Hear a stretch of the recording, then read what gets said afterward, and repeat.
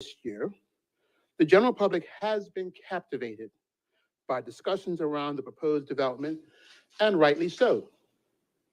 The property's location, clearly visible from a major road artery, makes it one of Bermuda's most iconic hotel properties. And so it was no surprise that residents from all walks of life have passionately shared their views on the SDO and intensely monitored its development. For that, I want to thank all those who took their time to make their submissions regarding the proposed SDO through the proper channels. Any decisions made regarding this SDO will shape the future of our country for generations. And these decisions should only be made with substantial public input. With that said, with much consideration, I have decided to approve the Southampton Fairmont SDO. I wish to share with you my reasonings for doing so, which was in the national interest and best interest of the majority of Bermuda's residents. As the government continues the execution of the Economic Recovery Plan and, by extension, the Economic Development Strategy, it is critical that we remain focused on supporting sustainable economic growth, employment, and more significant economic activity for all Bermuda's residents. Approving this SDO will help strengthen Bermuda's global visibility and competitiveness as a tourism destination and promote future investment in our island. Economic impacts. To that end, PricewaterhouseCoopers has calculated that the economic impact of this project is estimated to be $1.4 billion in GDP at present value. Of that number, approximately $300 million is attributable to job creation during construction, and an additional $1.1 billion is attributable to the broader impact of the demand for local services to support residences and businesses. These services include food, wholesale and retail trade, financial and insurance services, real estate, international business, and of course, the construction sector. For tourism, the government also continues working with our tourism partners to increase the island's hotel inventory. We are adding even more rooms, supporting more airlift and jobs, and the agility to host larger conferences and events in the future. It is no secret that the closing of the hotel had a dramatic, to put it mildly, impact on the availability of airlift to Bermuda. This has not only impacted tourism overall, but has had a direct negative impact on the operation and success of other existing properties. The successful redevelopment of the Southampton Hotel can potentially make Bermuda more attractive for additional investment into our visitor industry. The recent announcement around the Elbow Beach Hotel has made it clear that we, an island, will benefit from additional beds and additional tourism economic activity that will attract investment. The success of this development should allow Bermuda in the international environment to be seen as an attractive jurisdiction to consider luxury tourism investment. Around employment, as there are some in Bermuda who remain unemployed, I am happy to share that construction related to the SDO will create at least 100 jobs from the onset of development. Furthermore, it will generate at least 57 permanent jobs for hospitality workers once in operation. This number is in addition to the jobs created through the use of the previously mentioned local services. Around population, this project will also support population growth. It is well known that Bermuda is facing population challenges, which include an aging population, low fertility rates, and more of our young people moving overseas. and families. The government aims to increase the population by some estimated 8,400 people over the next 5 years. In support of this, the properties included for purchase will provide more space for up to 247 residents to live. This is important because as more jobs are created, we must ensure an adequate number of places for these workers to live. Our housing market not meeting that demand would result in unsustainable increases in rent, which we are already seeing today, right now. These benefits have tremendous potential to help the lives of many of Bermuda's residents and their families. While I accept those opposed to the project and its potential impact on the property,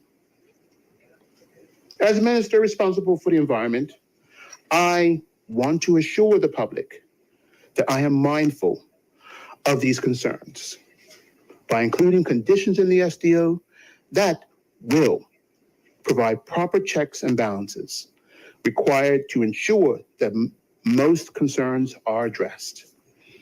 Planning conditions can set out parameters for an approved development or require the approval of more detailed information at various stages of the development.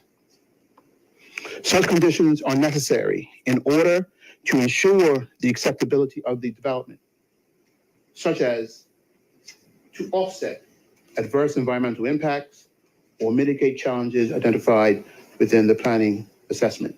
This is very common with SDOs, and members who choose to do their research will see that. Conditions are almost always implanted into SDO submissions and approved by the minister with such.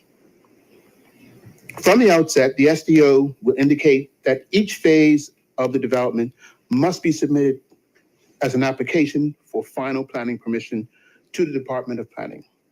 The conditions will set out the details which must be submitted with each such application, as well as items which must be approved by the Department of Planning prior to submission of any planning application. The first condition of the SDO will set out the duration of the planning permission granted, which will broadly align with the phasing provided in the SDO submission, namely Phase 1, Turtle Hill and Gulf Tourism Units, Phase 2, Residential Hilltop Villas and GSL Villas, Phase 3, Residential South Road Townhomes. This condition will also stipulate that no units will be occupied without, i.e., a certificate of completion and occupancy will not be issued for any units until the hotel has been fully refurbished and reopened. Very important point. Before any planning application is submitted, the SDO will require completion of the following: confirmation of all protected conservation areas by the Minister of Home Affairs, the submission and approval of an outline conservation management plan for the entire site, inclusive of timescales for implementation and subsequent detailed CMPs, meaning conservation management plans. Improvements to the railway trail, namely the replacement of an existing staircase with a ramp, installations of lighting, and removal of invasive species. Installation of protective fencing around the historic protection area on Turtle Hill. Installation of 10 additional bluebird boxes within the application site. I believe there are already bluebird boxes there, but these will be added to the ones that are already there. The property of this Southampton hotel, just to be clear, is not by far an example of excellent environmental stewardship. Most of the property is littered with invasives with minimal presence of endemic species or plants, or any other endemic species of Bermuda life that we know of. Little attention has been made over the years to ensure the preservation of native qualities of the open space. Conservation of open space will not be successful by just leaving the land alone, as some have cared to argue. It comes with careful, laid-out plans, with objectives clearly set, with environmental enhancements and ultimately sustainable preservation in mind. Part of the goal of the Conservation Management Plan is to bring improvement to the situation over time. And the Property Redevelopment Plan will stipulate how the conservation aspect of this property can improve. We must bear in mind that golf courses are not, and I know of anywhere, whether locally or internationally, to be places that promote environmental protection of species or good environmental management. It is our goal with this property, to ensure that going forward, best practices are employed to ensure that environmental qualities of the overall development, which exists on private property, I must bear, will be greatly enhanced. The first planning application to be submitted will need to include details pertaining to the entire site in respect of the following: full details of the type of tourism accommodation to be provided, including whether units could be used as residences for part of the year.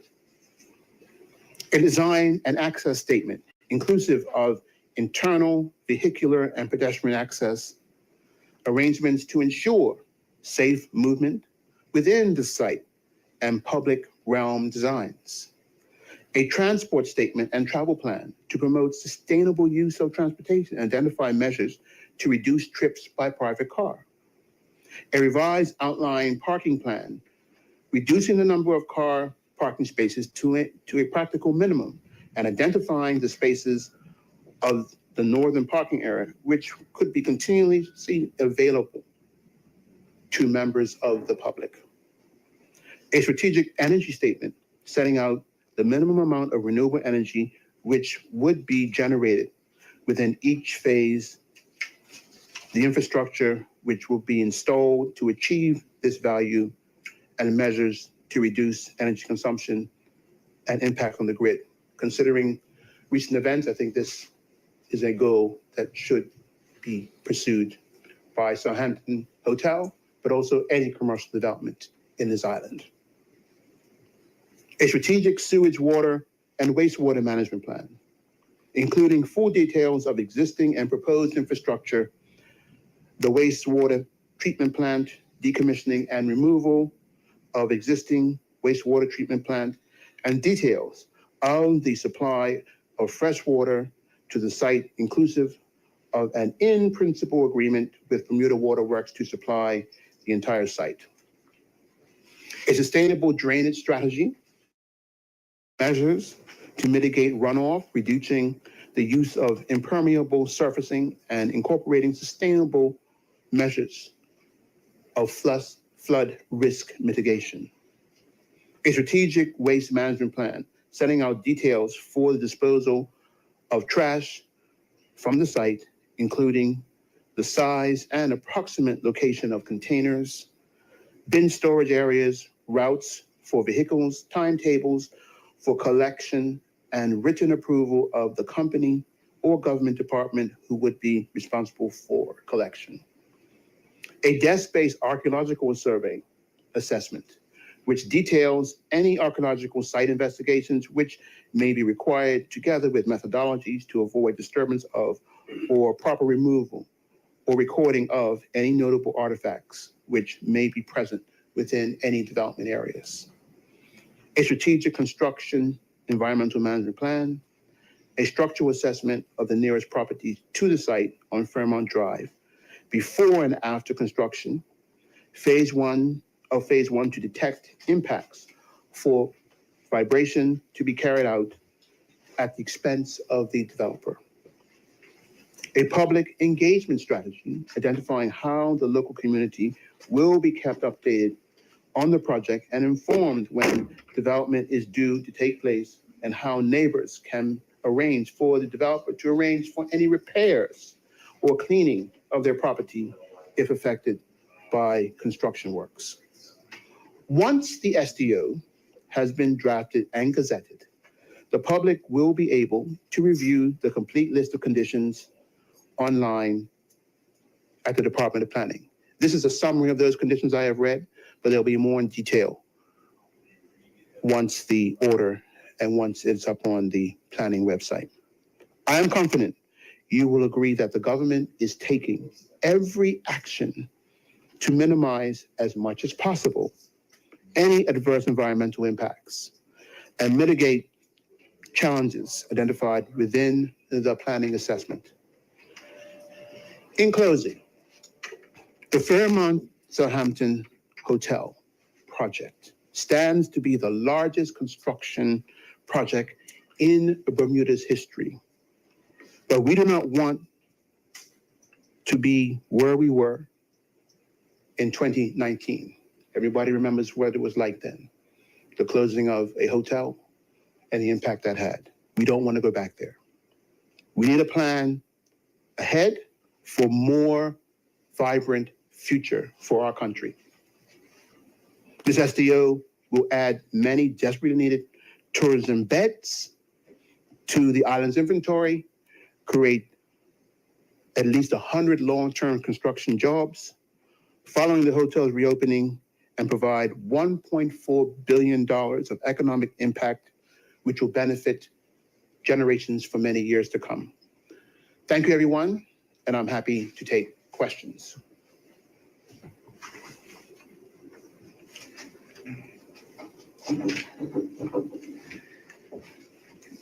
Good afternoon, Minister Gary Foster-Skelton, Bermuda Broadcasting. Afternoon.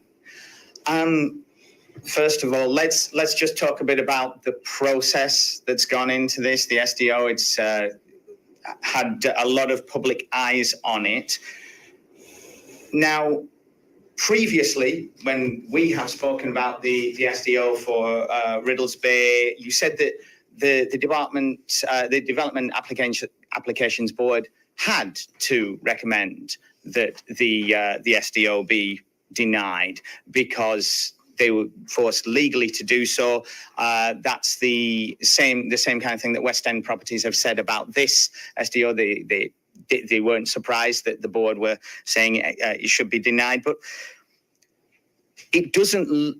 When you look at the conclusions of the report to the DAB, it doesn't come across as saying they're just not ticking the legal boxes. It uses phrases like what the development, the harm that would be caused by the proposed development, that the proposal is considered to represent an unsustainable form of development, which would result in several adverse environmental effects. And the report stated owners have failed to demonstrate a need for the proposed development or shown that the site can adequately accommodate it. And this was unanimously agreed with by the Development Applications Board.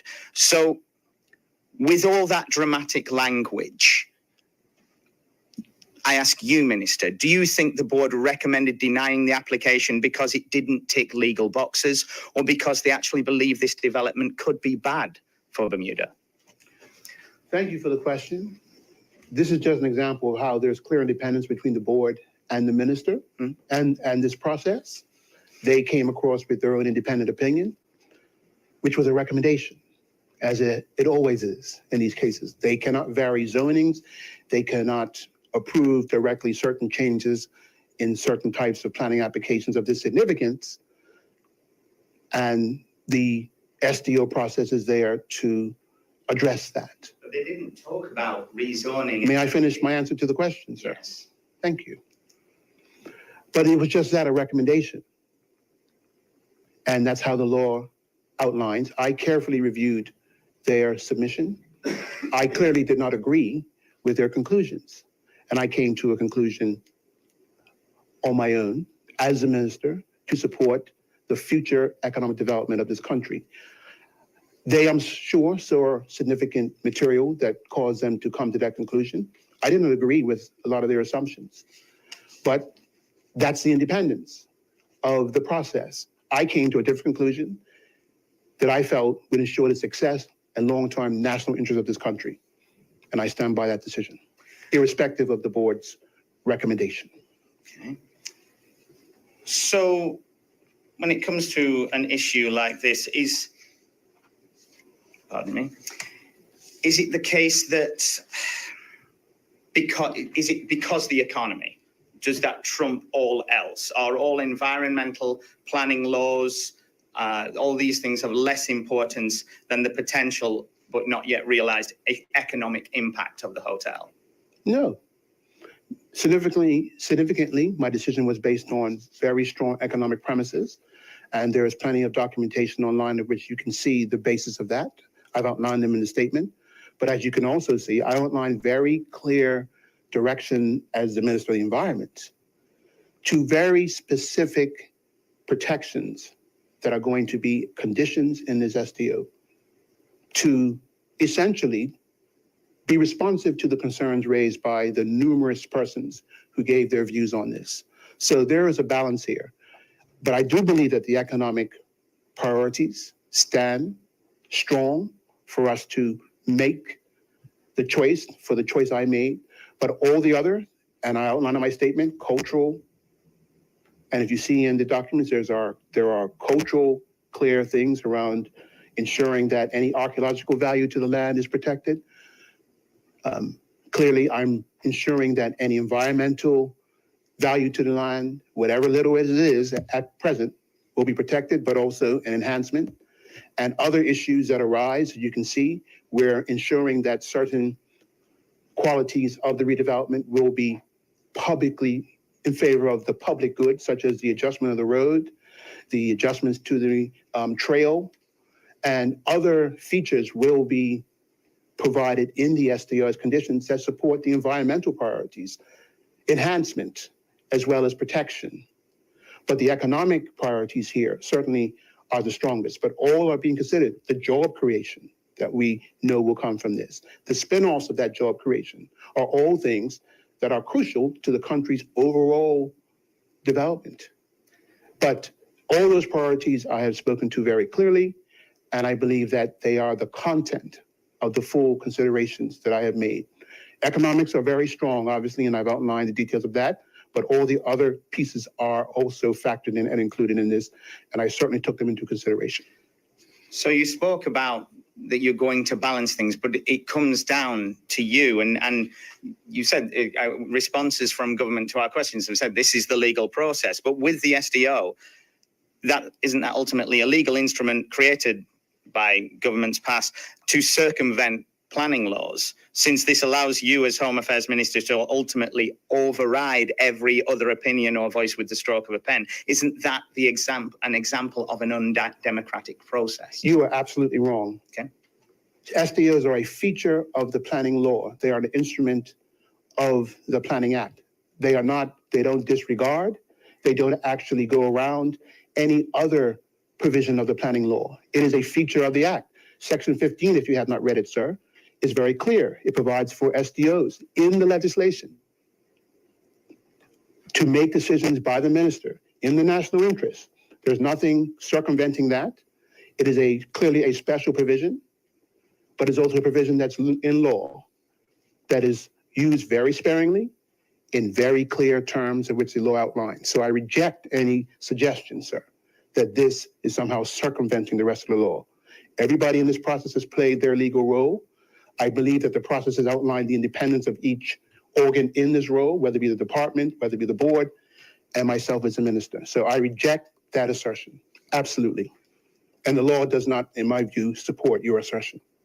Earlier this year, when Sir John Swan reversed his opinion on the SDO, said it should be granted, he, in an interview with us, he did say, people say it's too much. Maybe it is too much, but we need it. Is that the position that we're in, that economically, tourism, and politically for this government, you need to have this SDO granted? This is a need for the people of Bermuda and for their economic livelihood, their social livelihood, their welfare. That is what this is for. And let me just add a little bit more to this. This is not the most unique property of this type that is combining hotel development with residential. We have a number of other properties, whether it's the Rosewood Tuckers Point, Newstead Belmont Hills, the Lauren, the Reefs, Coral Beach, all have similar models. This just happens to be the largest of this type. This model was well established in Bermuda for the past 20 years of using residential development to support hotel development. It is quite common here. It's well established here, and it's well established in the region. So we're not going that much in a wrong direction. This just happens to be the most significant development of this type, but it is a long established type of development in Bermuda. For the past 20 years, we've seen properties go this direction, and they are successful properties. And the current standing SDO did permit for properties, but this is much more than that. It is, but it's a large property. So it is what it is, and it's been evaluated on its own merits, not because of anything else. And I do believe that the case has been made for why this will be good for Bermuda. This government is committed to doing what's best for Bermuda. We've done numerous things, such as lower taxes for the majority of people. We have tried to do our best to control the cost of living with things such as duty-free on things like fresh fruits and vegetables and other things. We've done things to help our people get through the hard and difficult places that they are. And this government is always prepared to face those challenges. This was a big challenge, but the government has faced it, and we've made the best decision for the people of Bermuda and for the long-term development of this country. This is the anchor hotel.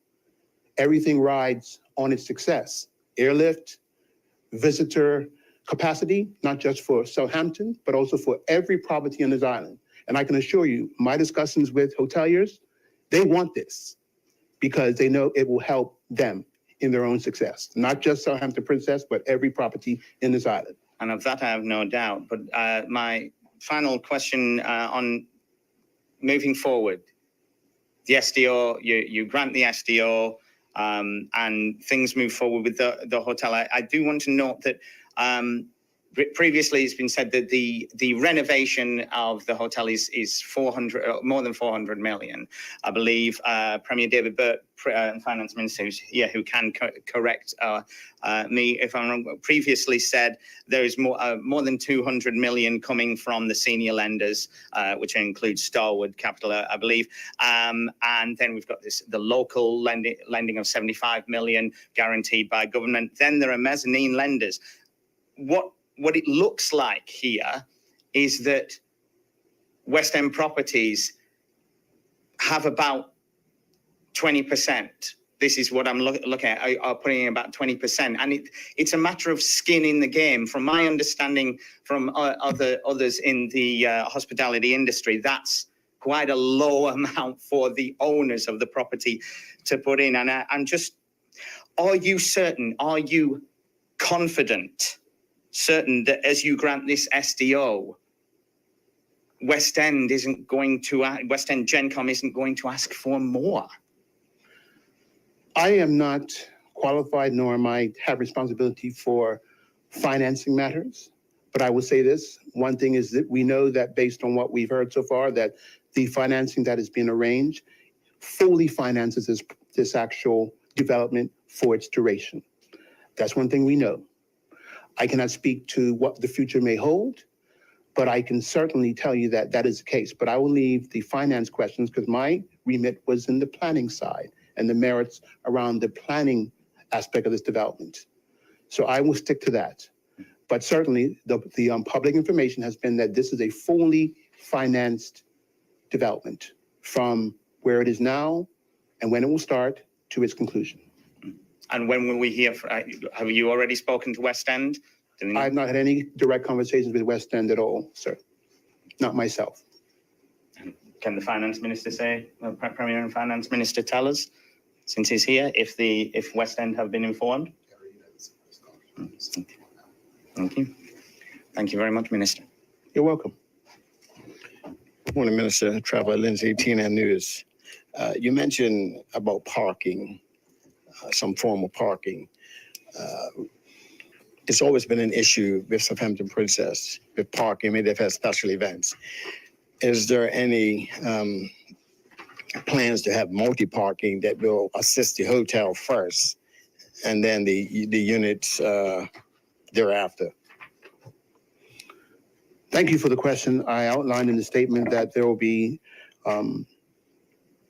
transportation, statement travel plan, and there certainly will be, as a requirement of the development, to have plans outlined in advance as to how they're going to accommodate parking for not only staff, but also residents. I did outline it in the statement. I can make sure you get a copy so that you can see what we've outlined, but you also will get to see the actual detailed conditions, which will give you more detail around that. But those are plans, particularly in relation to the hotel, will have to be done at that time to show how they're going to accommodate those issues.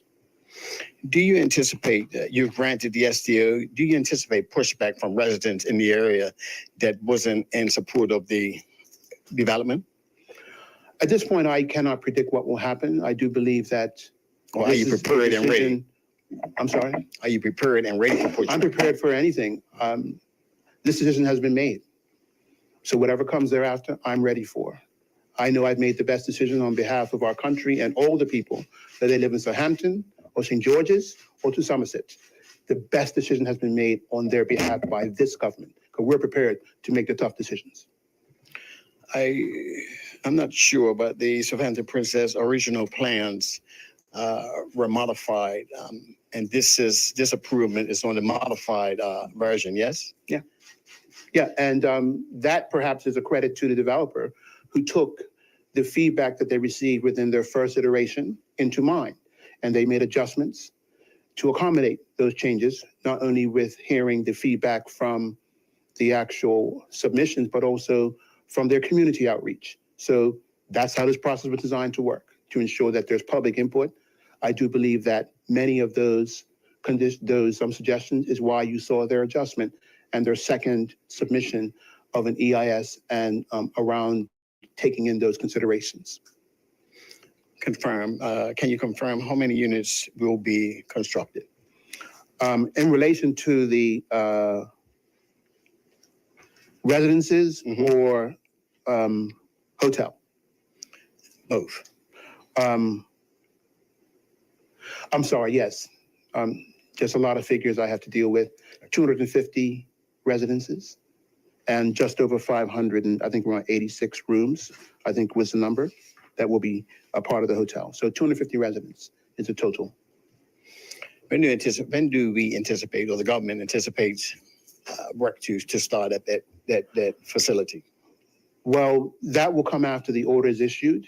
There may be preliminary works that they're doing, which they will certainly get guidance on doing to prepare the site, and they will have to get the appropriate permissions for that. But the actual development itself, once the SDO is properly issued by myself, that in sense gives the legal space for them to begin the formal development of the site. That will come within a matter of weeks. Thank you, Minister. Taking time to draft it and get it right. Thank you much.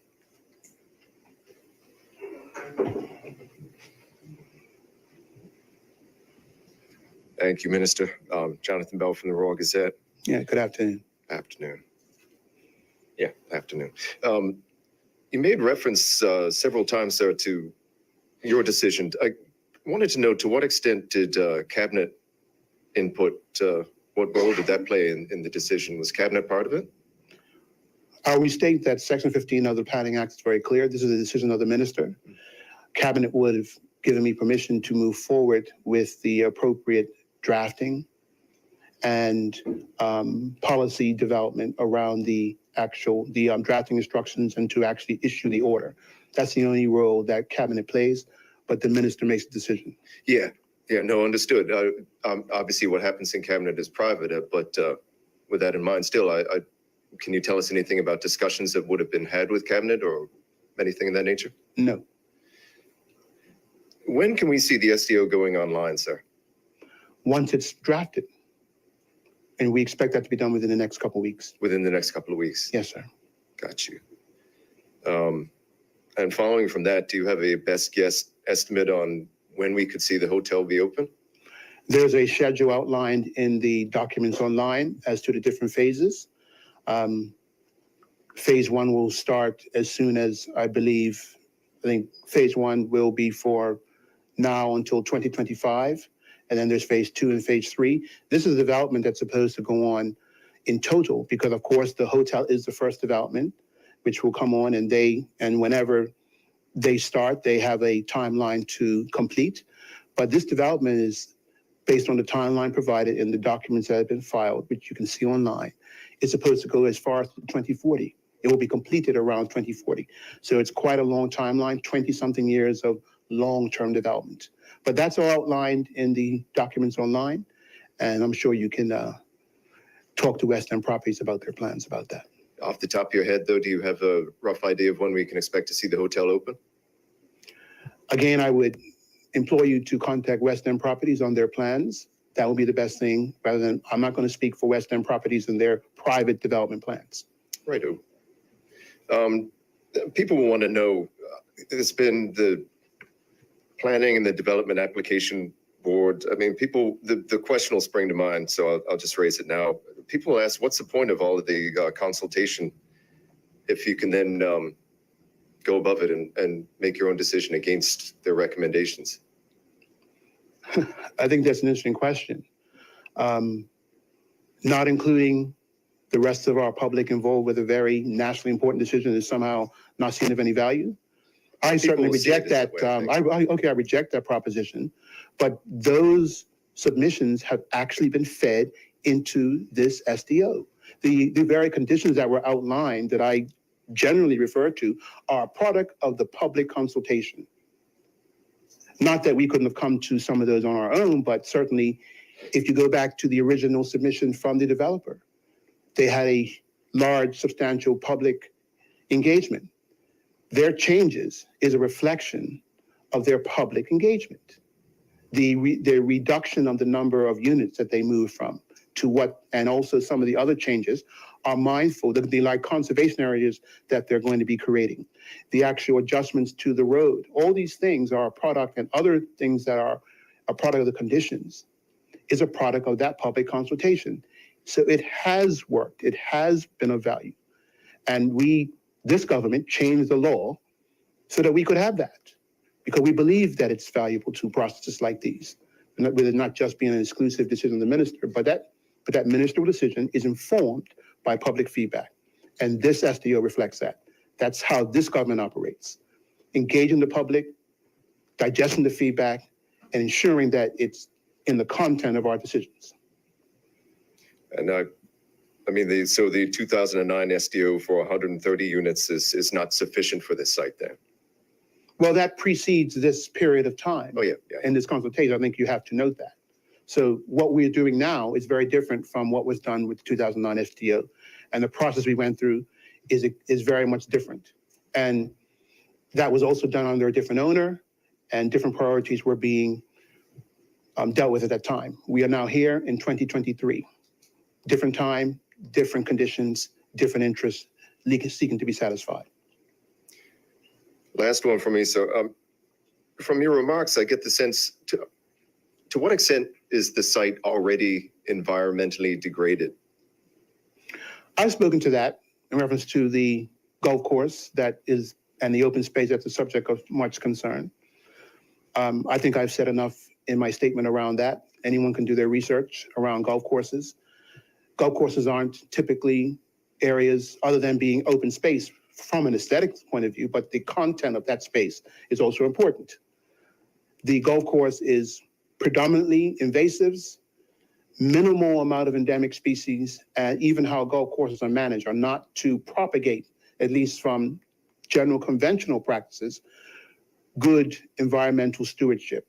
A lot of different chemicals used and other things. I'm not saying that that is necessarily predominant in our golf course, but the normal practices do not actually promote good environmental stewardship. It can be done, and we're going to ensure that's done. But until, we're going to ensure that a proper conservation management plan is in place so that the golf course's condition and the open spaces that surround the actual property will be improved.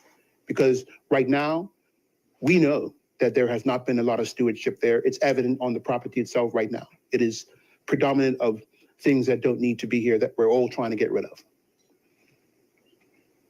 Thank you, sir. Thank you. Thank you, Minister. That's the final question. Do you have any closing remarks?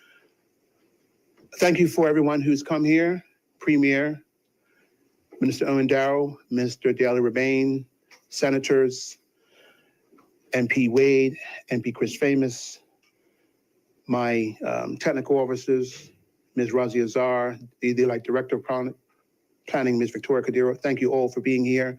And of course, the eminent member, longtime golfer and member of the Tourism Board, MP Kim Swan. Thank you all for being here, and Senator Lindsay as well. Thank you all for being here with the media to receive this very important announcement that has been good for our country and good for the future of tourism. Thank you very much. Okay, thank you, Minister. That brings the end to the press conference. Thank everyone for joining us.